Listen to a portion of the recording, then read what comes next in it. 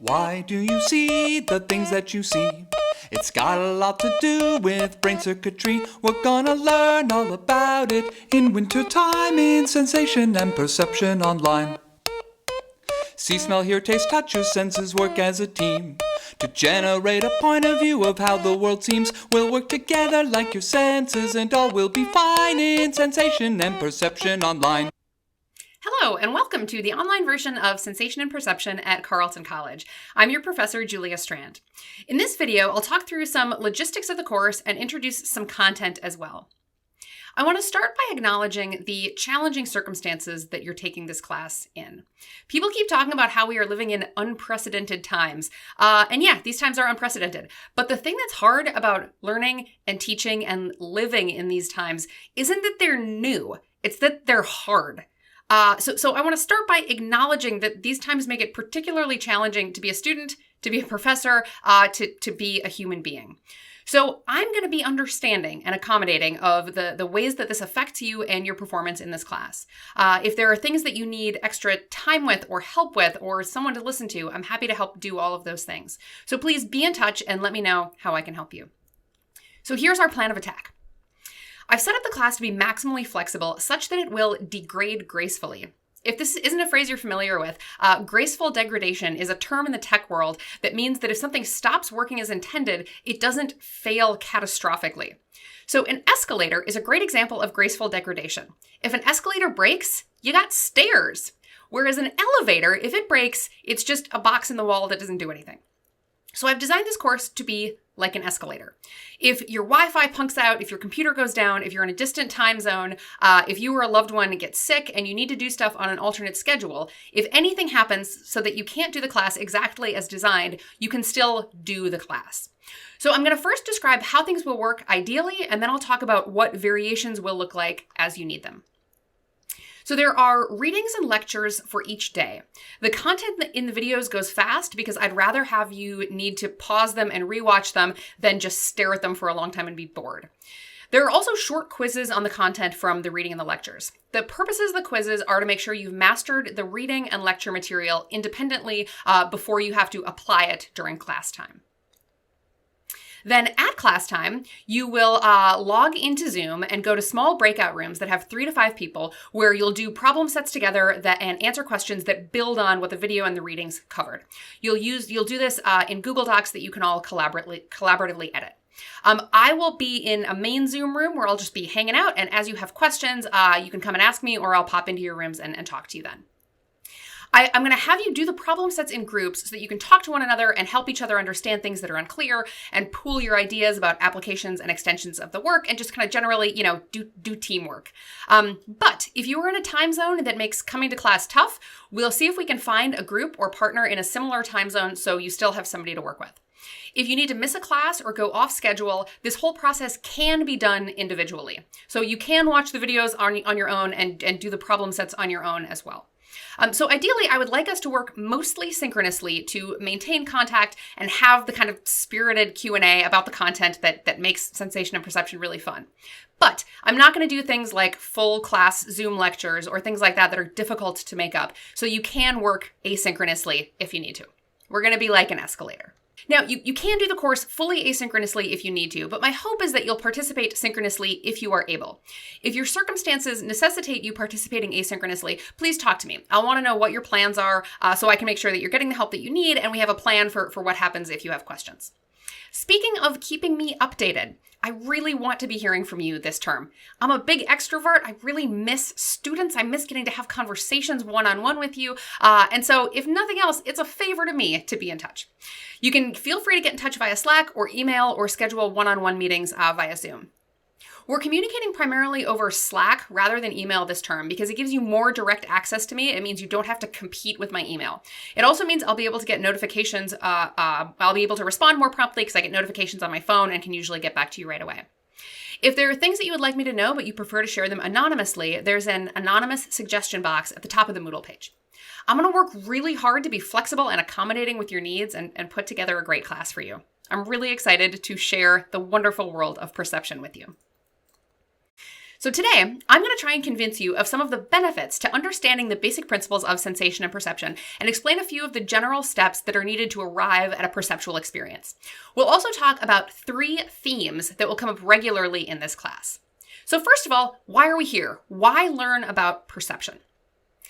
Da Vinci would say that our senses are the gateway to everything else. So one of the reasons that it's important to have an understanding of sensation and perception is that our senses are the path to everything else. How we form memories, how we judge other people, how we learn, how we make decisions, all of these depend on information that we have somehow gathered through our senses, right? Everything that you know or remember or have thought, all of that information somehow got to you through your sensory organs. So indeed, our sense of reality is formed from the sensory information that we gather. Reason number 2 that it's important to study sensation and perception to understand the human mind is that the reality our senses provide us is only loosely related to the true state of the world. I'll give you a minute to read. Okay, so Descartes says that our senses can be liars. They deceive us. We'll see lots of examples in this course of the ways in which our perceptions differ from the true state of the world. What you see is not what you get. So if we want to understand the human mind, and the human mind is built on information that comes in through our senses, and the senses can deceive, then it's very important to study how and when and why the senses deceive. So in sensation and perception, we love deception. We love being fooled. We love illusions. And why do we love illusions? We love illusions because they allow us to differentiate between the world as it is and the world as we perceive it. When we are fooled, when perception does not match reality, that's a clue about how perceptual processes are working. So let's unpack this idea by distinguishing between sensation and perception. So can I get a volunteer to describe this out loud? What are you seeing here?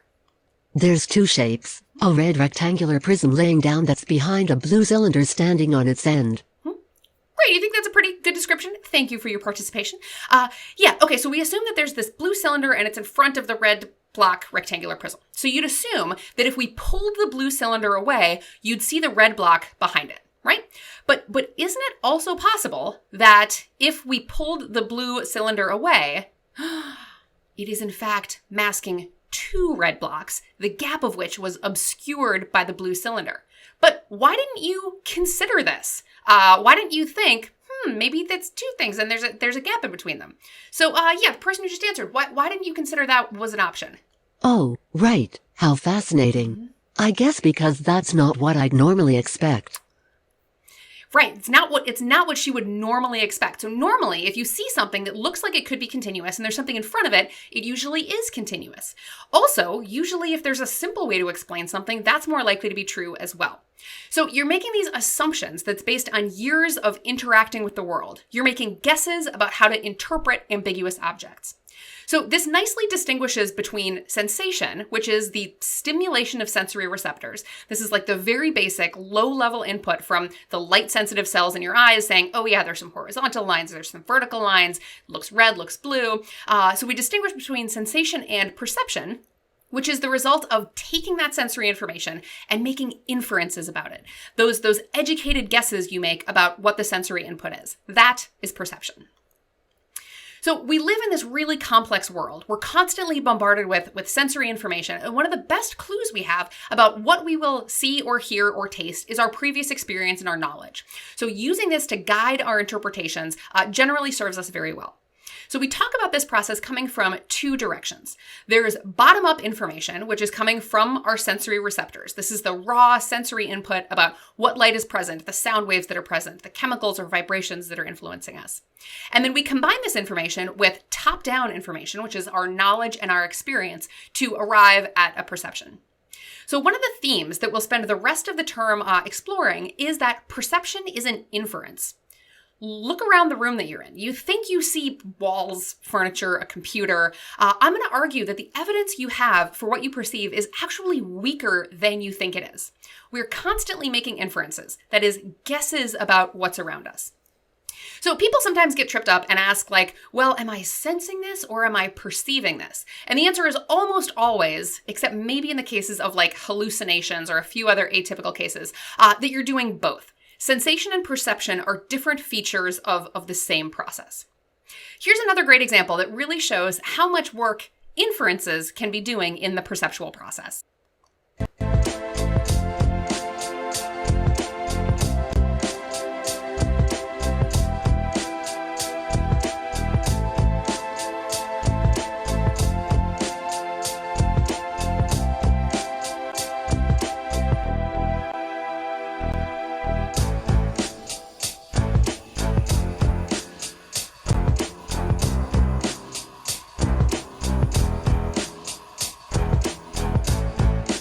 All right, so what's going on here? Why did this fool you?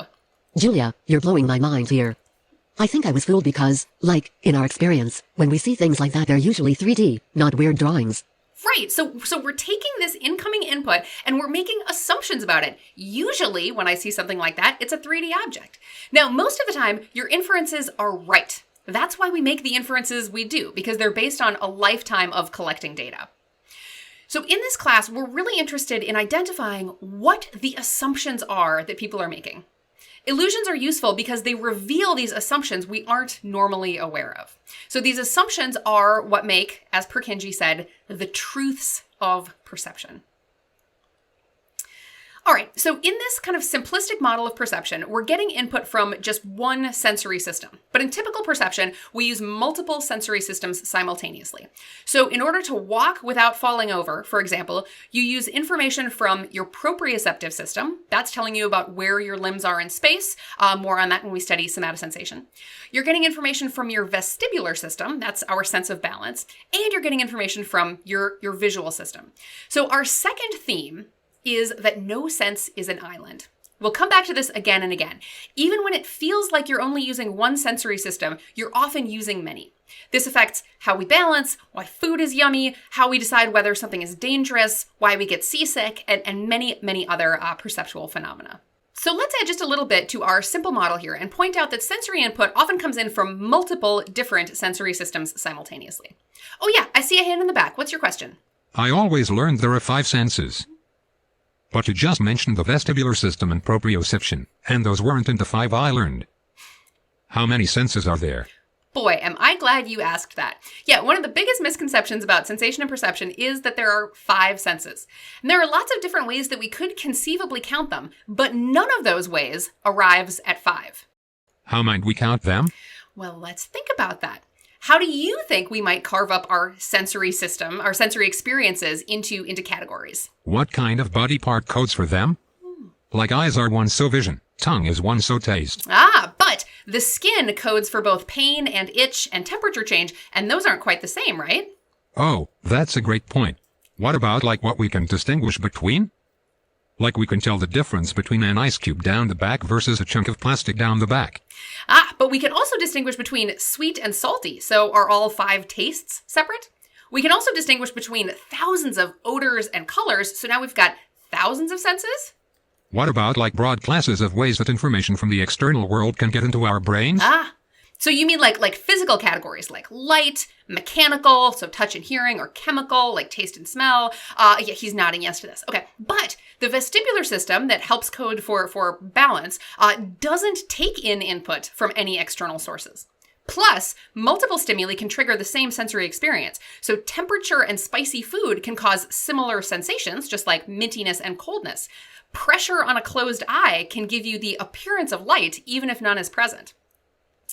So it's actually really hard to define how many senses there are. We'll come back to this at the end of class and use what you've learned this term to see if you can reach a more satisfactory answer. The way we're going to divide up our discussion is by talking about the 5 senses that you're probably the most familiar with. In the somatosensation section, we're going to talk about mechanical touch, like how you know if something is rough or smooth. But we'll also talk about proprioception, which is like your sense of your body in space, thermoception, your sense of temperature, nociception, pain, and itch. Plus, we'll also talk about the vestibular system, our sense of linear and angular acceleration. All right, so let's head back to our simplistic model of perception and start to complicate this a bit. Throughout this class, I'm going to be looking for ways to make connections between course material and real-world experiences. So to highlight our next important concept in perception, I want to show you an advertising campaign that Colgate ran a few years ago. They demonstrated something interesting about the role of attention in perception by creating a series of ads that showed how much certain visual stimuli can capture your attention.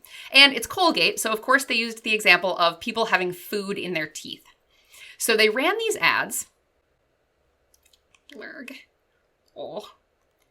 Yuck. Okay, now I want you to look at the same ads again, but instead of directing your attention to the teeth, be looking for Photoshop fails. Whoa, 6 fingers. Where's his ear?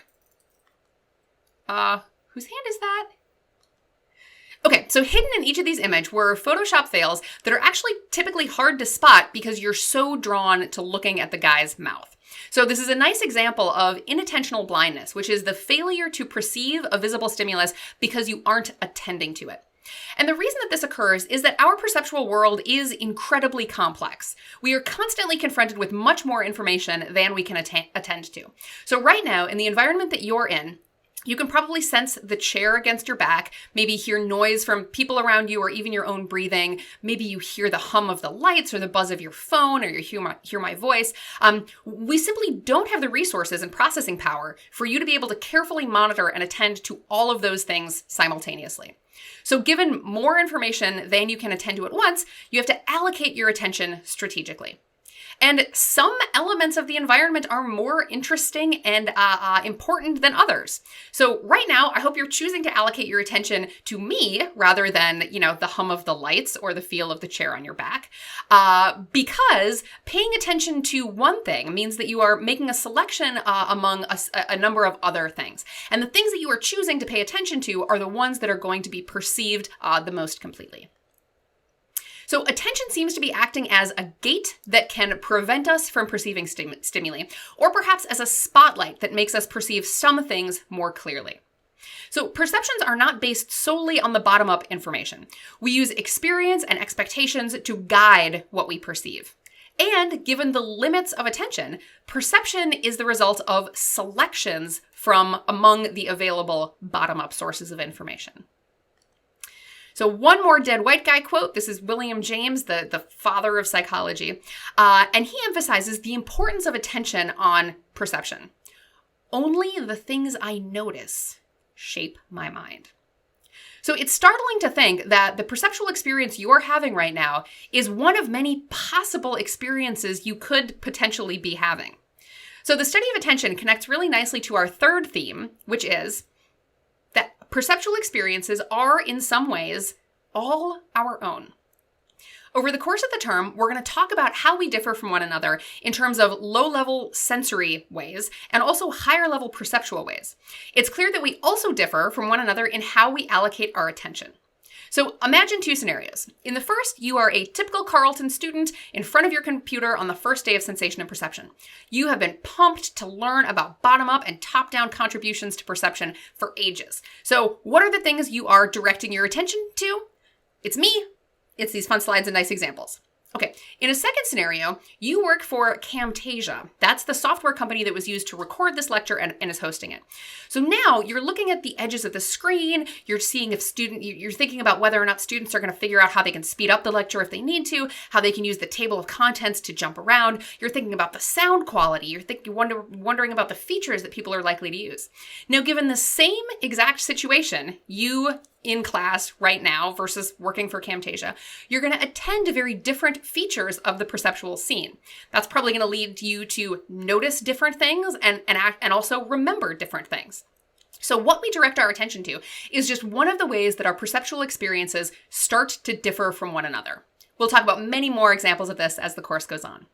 Okay, so William James says, "My experience is what I agree to attend to." So how do we go about directing our attention to the things we care about? Well, the first of the ways that we can do this is what's called overt orienting. That is, we physically direct our attention.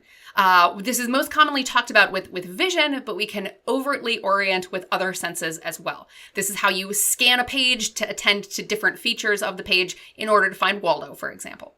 But we can also direct attention covertly as well.